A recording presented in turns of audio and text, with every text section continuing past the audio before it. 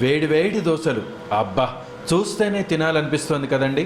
మన పని లేకుండానే, అంటే మన అవసరం లేకుండానే 180 రకాల దోశలు ఇప్పుడు వేసుకోవచ్చు. అంతేకాదండి, మంచి మసాలా గారెలు, గుమగుమల గారెలు, ఎర్రగా వేయించిన గారెలు తినాలని ఎవరికి ఉండదు చెప్పండి. రకరకాల గారెలు యంత్రమే వేసేస్తుందండోయ్.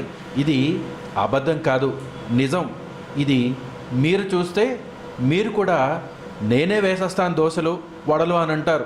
ఒకసారి లుక్ వేయండి అటు.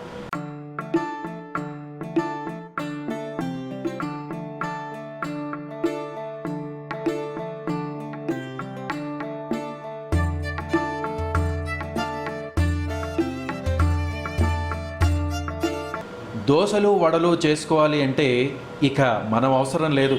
దోశ వడ యంత్రం మనకి అందుబాటులో వచ్చేస్తోంది. దోశ వడ తయారు చేయాలంటే ఇక ఆలస్యం లేకుండా క్షణాల్లో 100 దోశలు 100 వడలు మీ ముందుకే వచ్చేస్తాయి. అది ఎలా అంటారా? హోటల్ రంగం పూర్తిగా ఆధునీకరణ దిశగా సాగుతుంది. హోటల్ రంగంలో ప్రతి వంటకం చేయాలంటే స్పెషలిస్ట్ మాస్టర్లు అవసరం. ఒకప్పుడు హోటళ్లలో dosa master, vada master, puri master, biryani మాస్టర్గా వంట వాళ్ళను పిలిచేవారు. కాలక్రమంలో షెఫ్ అన్న నూతన పదాన్ని నామకరణం చేశారు. ఇక సాంకేతికతను అందిపుచ్చుకున్న హోటల్ నిర్వహణను నూతన సాంకేతిక విప్లవం ఆరంభమైందని చెప్పాలి.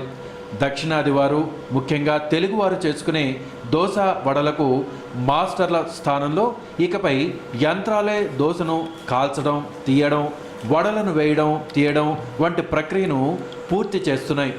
అవును, ఇది నిజమండి. మానవుని శ్రమ స్థానంలో యంత్రాలు క్రమంగా ఆ స్థానాన్ని ఆక్రమిస్తూ ఉండడంతో తక్కువ ఖర్చుతో ఎక్కువ ఉత్పత్తి సాధించాలన్న హోటల్ యాజమాన్యాల ఆలోచనకు ఇది అంది వచ్చిన అవకాశం. ఈ దోశ వడ యంత్రం గొప్ప వరమనే చెప్పాలి. అయితే దినసరి వ్యాపారంగా చిన్న చిన్న హోటళ్లకు ఈ యంత్రం వల్ల పెద్దగా ప్రయోజనం లేదని, స్టార్ హోటళ్ళు, ఒకే పేరుతో బ్రాంచీలు ఉన్నటువంటి పెద్ద పెద్ద హోటళ్లు నిర్వహించే వాళ్లకు ఈ యంత్రం లాభాలు సమకూరుస్తుందనడంలో సందేహం లేదు. ఆధునికతను ఆహ్వానిద్దాం. రానున్న రోజుల్లో ఆధునిక యంత్రాలు హోటల్ రంగాన్ని ఏ విధంగా ప్రభావితం చేయనున్నాయో వేచి చూద్దాం మరి.